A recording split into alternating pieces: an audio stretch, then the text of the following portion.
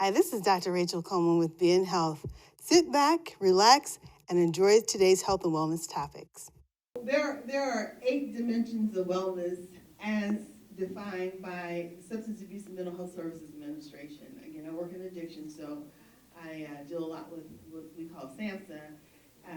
And I liked their definition of some of their definitions of wellness. So the 8 dimensions or even pillars of wellness are social, emotional, spiritual, intellectual, physical, environmental, financial, and occupational. Don't worry, we're not going to do all of them, okay? Can you repeat those? I'll repeat it for you, yes. There's emotional wellness, spiritual wellness, intellectual wellness, physical wellness, environmental wellness, financial wellness, occupational wellness, and social wellness.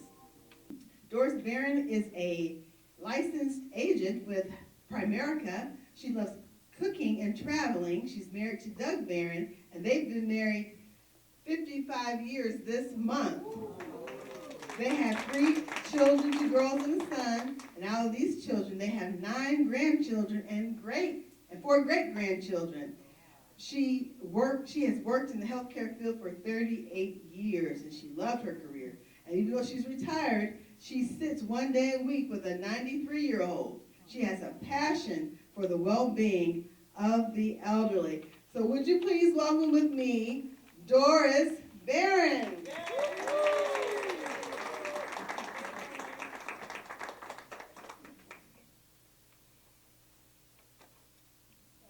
Good evening, everybody. I am Doris Barron, and I'm not an expert at this. My husband is.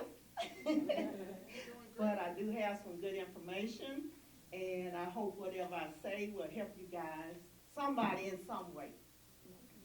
Our mission is to help families earn more income and become properly protected, debt-free, and financially independent.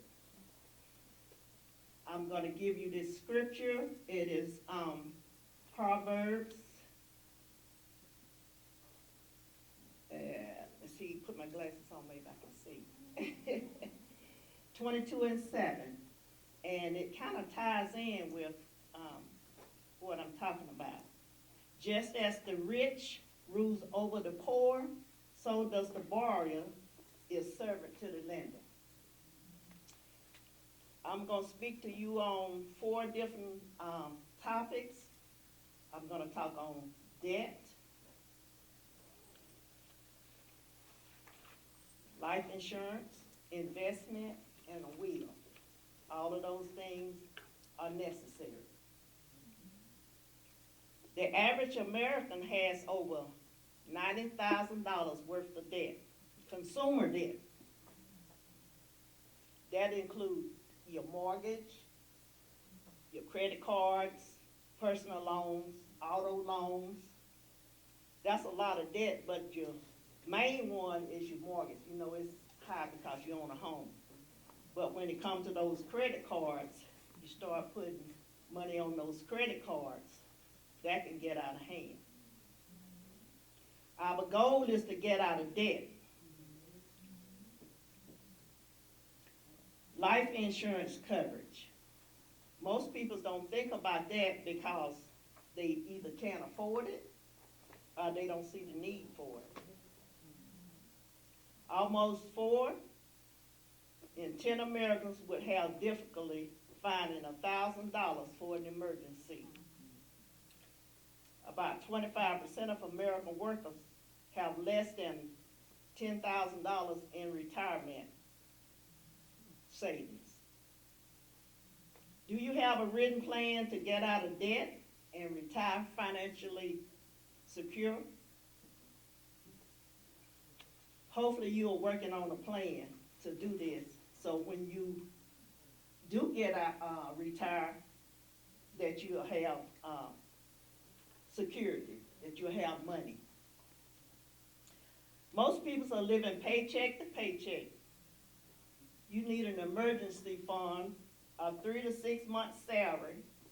So if money is coming in at all times, all you need, so you can still pay off your bills, your mortgage, your rent.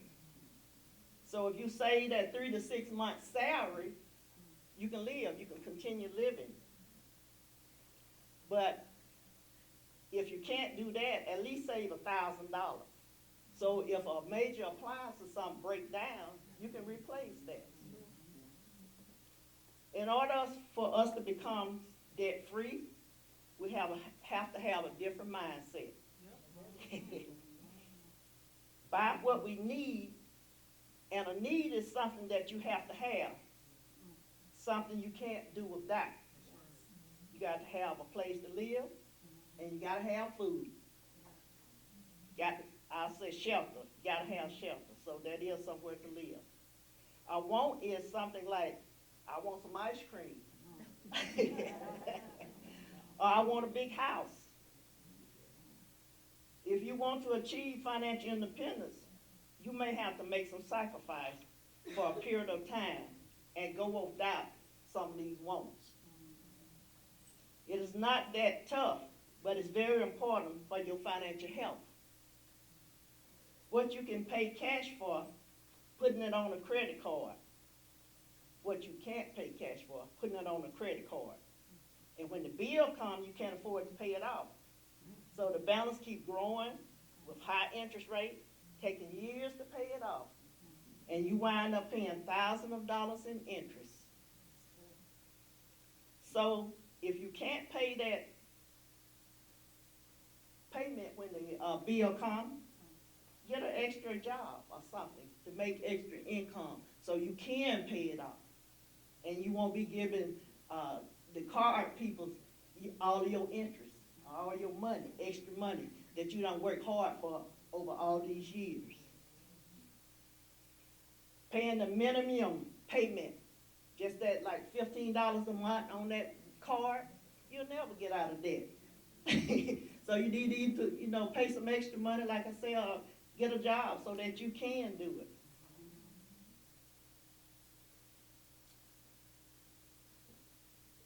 Earn additional income. If your family income is very modest, things may be so tight that it's tough to invest, but you really need to invest.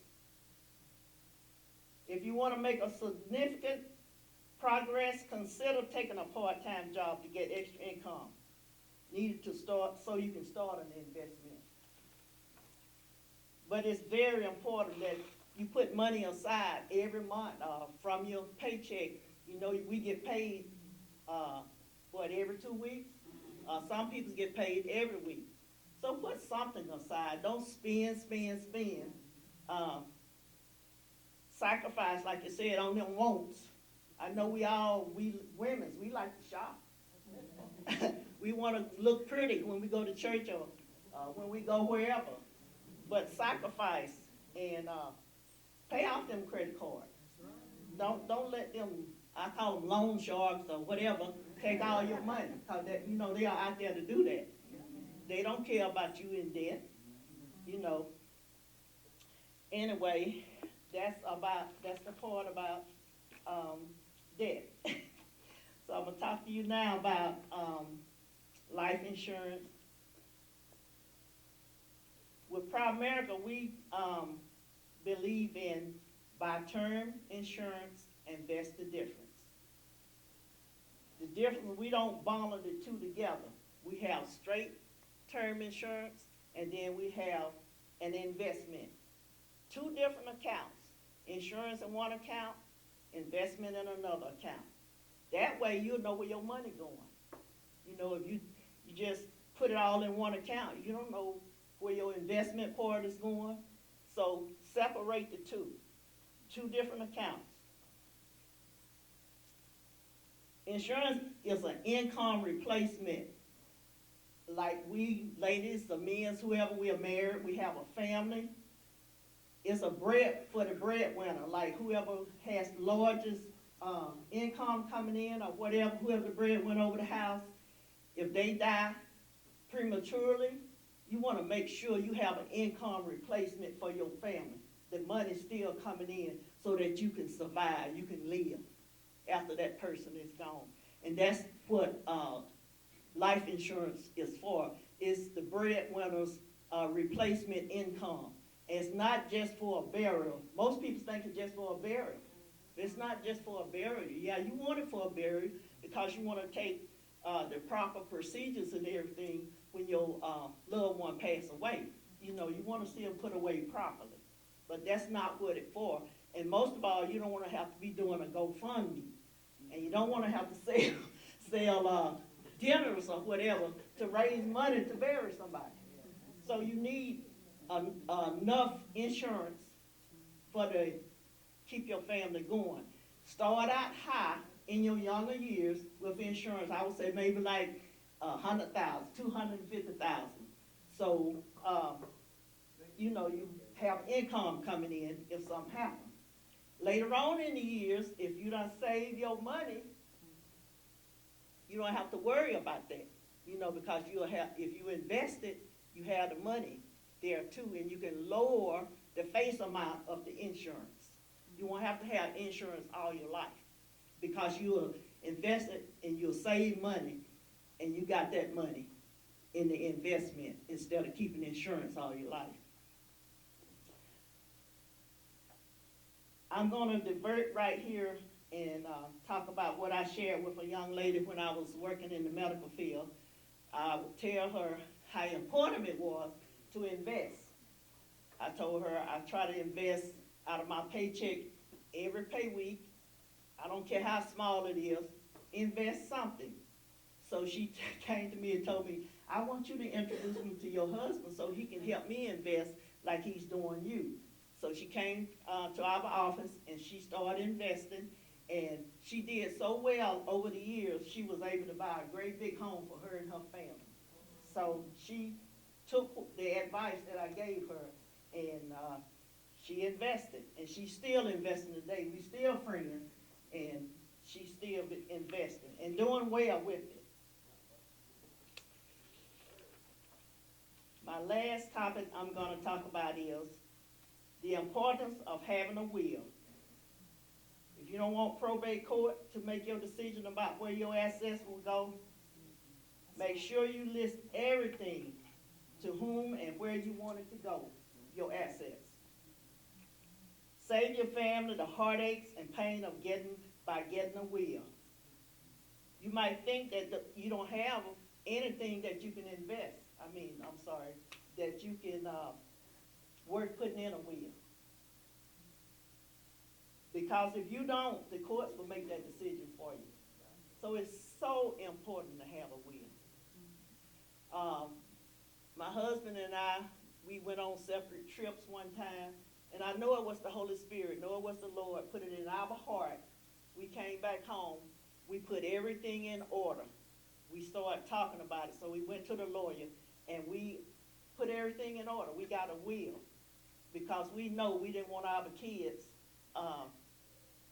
have to go through probate court and all the suffering and pain and everything, wondering where our stuff would go. Because with both of us on the road at that same time, we both could have got killed, or anything could have happened to us, and our kids wouldn't have had, what was left. So it's very important that you get a will. So, and another thing, so your relatives won't be fighting over whatever you got. So please, yes, please get a will. And I have books on financial wellness, anything that I talked about, including the will. My husband and I can assist you with that. And I do have business cards, and I have information about finances if you're interested. Thank you. Well, let's talk about cardiovascular health. This is the heart and blood vessels, right?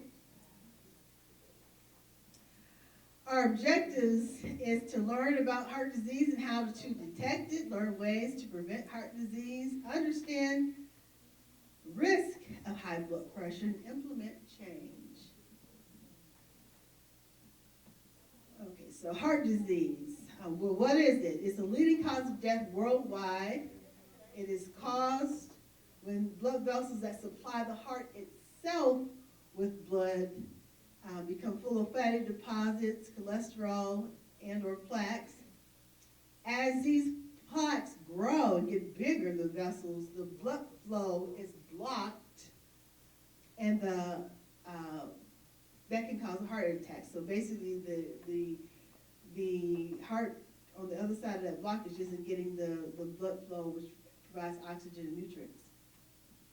So heart attacks occur when the heart muscle is not receiving enough oxygen-rich blood, and the heart muscle begins to die.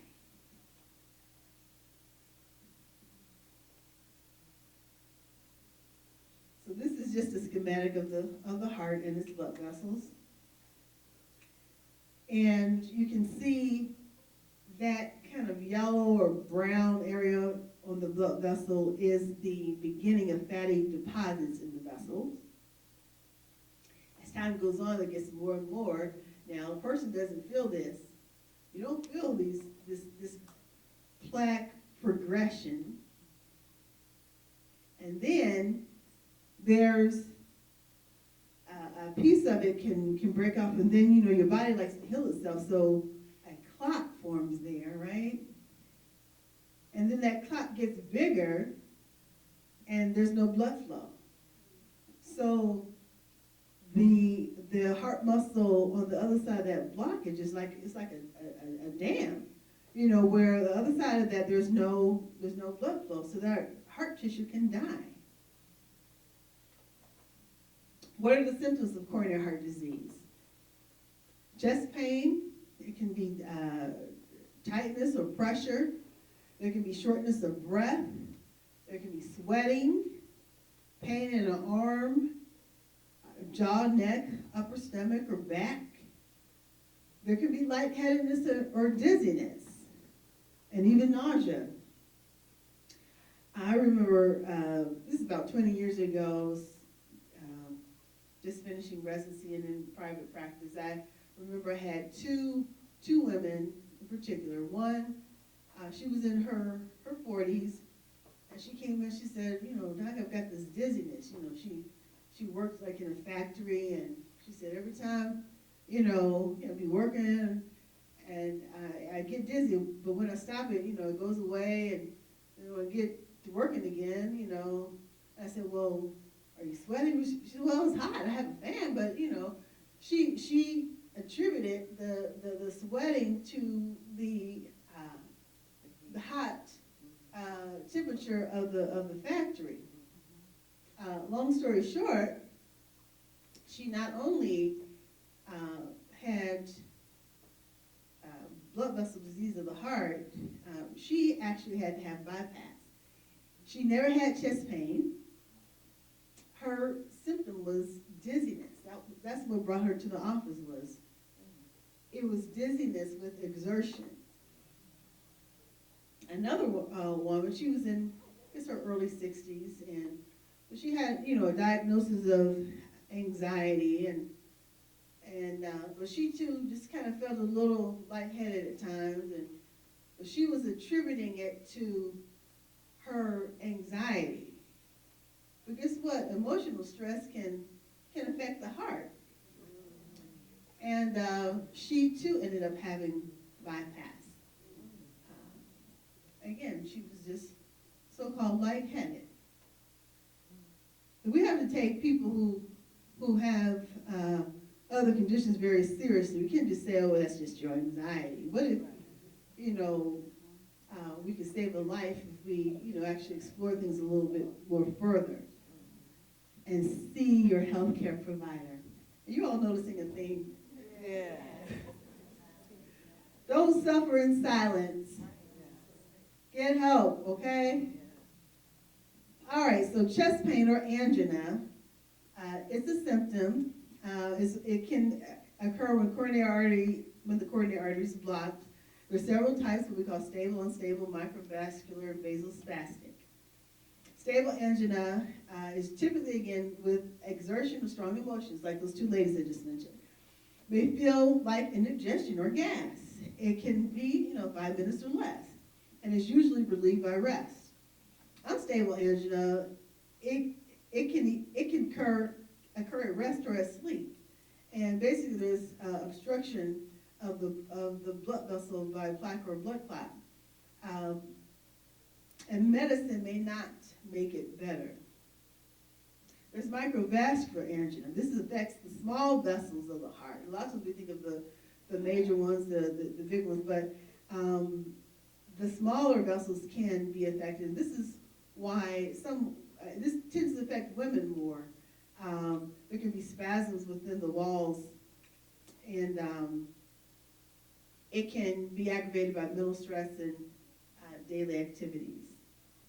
There's also what we call vasospastic, which is, again, caused by stress, smoking, cocaine, cold weather. It can occur while resting or during the night. It can be severe also. All right, so what are the risk factors for heart disease?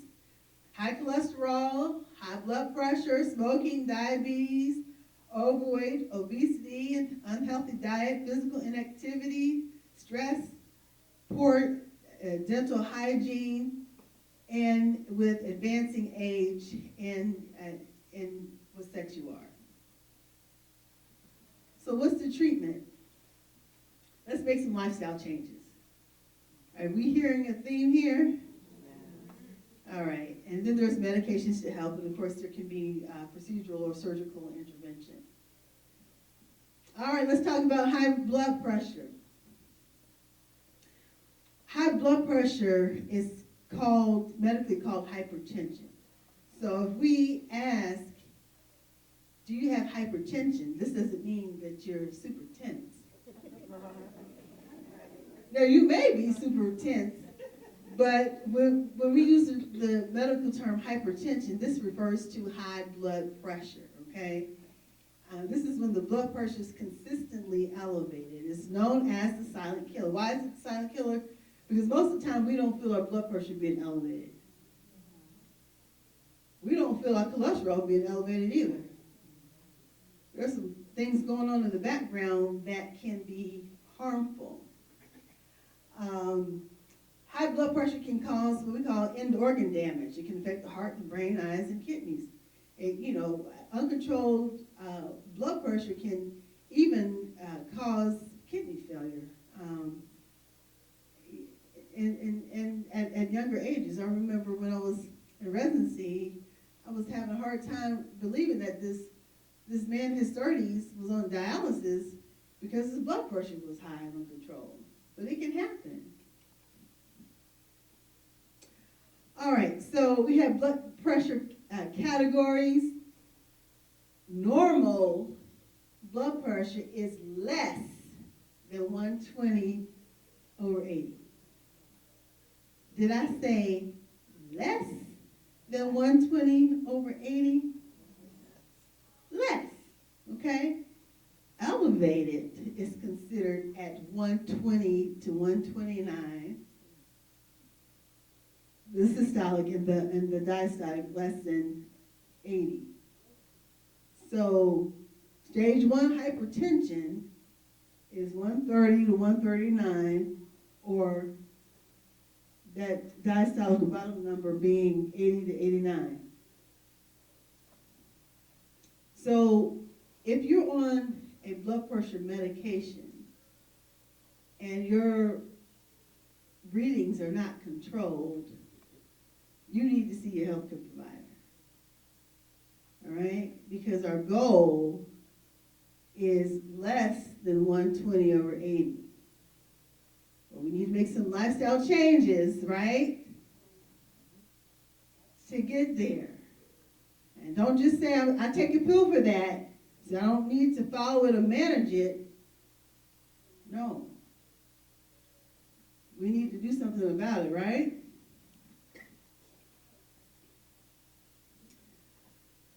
Okay, so there are a lot of consequences of high blood pressure. Again, this just shows how it can affect the different organs. How do you spot a stroke? Spot a stroke fast. F is for face drooping. A is for arm weakness. S is for speech difficulty. And tea time. Time is essential because we don't wait around. This is not where you say, well, I just need to go lay down and get some rest.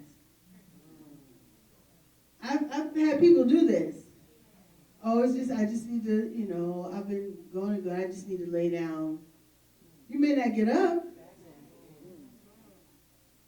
If your face is drooping, your arm is weak, you're having trouble speaking, you call 911. Okay, your life is very precious and very important.